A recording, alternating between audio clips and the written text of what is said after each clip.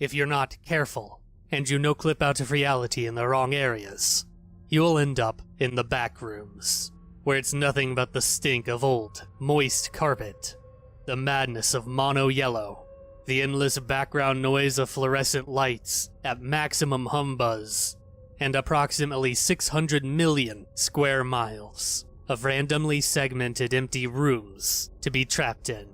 God save you if you hear something wandering around nearby, because it sure as hell has heard you.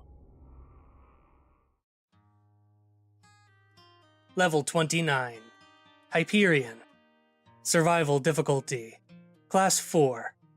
Unsafe, unsecure, undocumented entities. Level 29 is the 30th level of the Backrooms. It is our home and our heaven, and the island residing within it may never be disturbed. Description: hidden on the vast oceans of outer level 29, our island stands, and within it, a new civilization embraces a new future. The island itself is delimited by rough cliffs and sharp, steep slopes of rock and metal, which act as a natural barrier against outside dangers. On the inside, tall and robust arrays of mountains protect those living within the island, and also act as a fresh source of almond water, which flows off the mountainside and forms long and wide rivers. For the oceans which surround our nations, we call them the outer areas of level 29. For the areas of our island that are not protected by our mountains, we call them the outer circle of level 29. Finally, for the areas of our island that are protected by our mountains, we call them the inner circle of level 29. Between the mountains, small settlements surrounded by large farms dominate the landscape and form a beautiful array of crop fields. Small huts located between them produce a stable income of food for the small towns. Housing the majority of the population of our island, these small towns, of which buildings are mainly made out of wood, provide not only a shelter for our people, but also provide us with a foundation and a ground layer for future development of this civilization. In the outer circle of level 29, small huts and watchtowers can commonly be seen at elevated places, like hills and cliffs, and provide us with yet another layer of protection against any outside dangers. The areas outside of the island are deemed too dangerous for anyone to traverse through and, commonly, sightings of strange and enormous entities are reported. Given such, our island's protection is, and always has been, our number one priority, protection of which ensures that our people may live in peace and prosperity, safe from any threats and safe from any corrupt minds. Anything ahead of the boundaries of our island is deemed a dead zone, for it is both unsafe, risky, and lethal to venture through. Together with the aforementioned sightings of strange, gigantic entities, so does the ocean itself act as a barrier and a threat due to its anomalous properties, which can, at worst, destroy entire vessels and break apart even the strongest boats made by our people. Unfortunately, the only way to exit the level is also by traversing through this vast ocean, which was proven by wanderers in the past, before the waters became a danger to us. Footnote: presumably, hundreds of years ago, the ocean did not contain any anomalous properties, nor did it contain any dangerous entities, based on written documents by wanderers who once lived in level 29.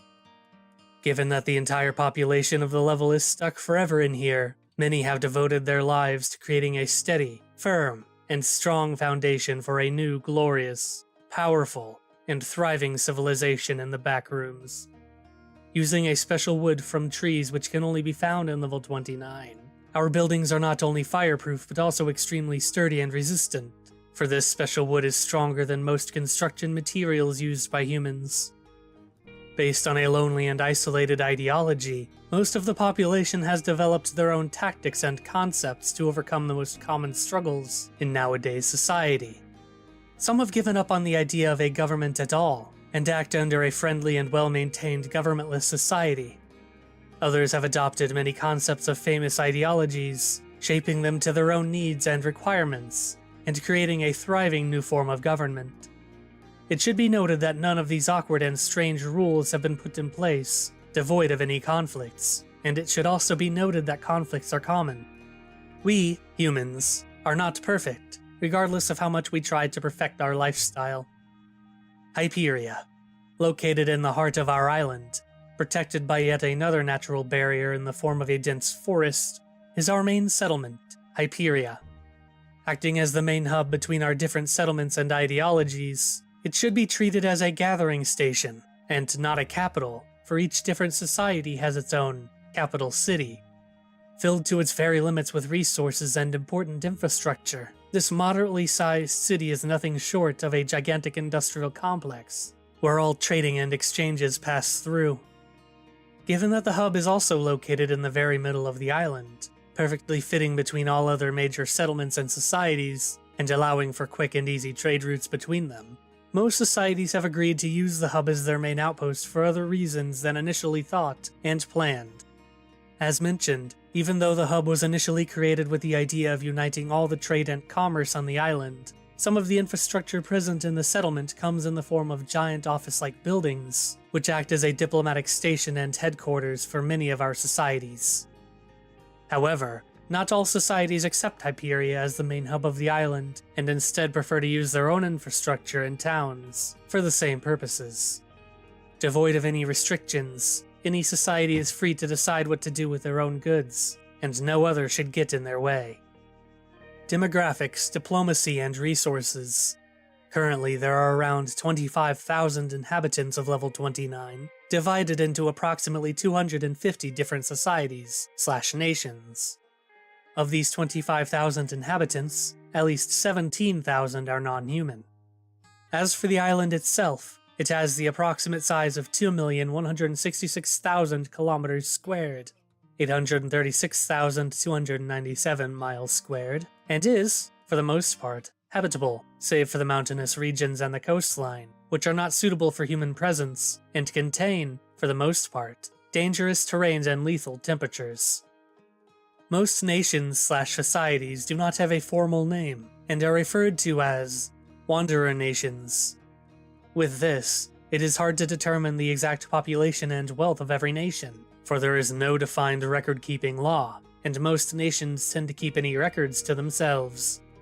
Many of these settlements are located in secured areas protected by nature, but some settlements also take advantage of the altitude of the mountains, and create settlements there.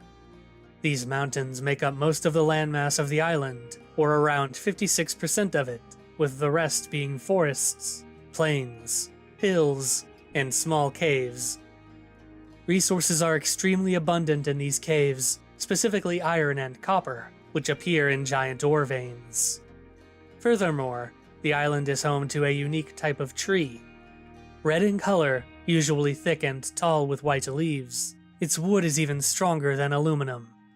Sea resources are not explored due to the dangers present in the ocean, but it is believed that there is a great abundance of fish and other waterborne fauna and flora. Local fauna and flora.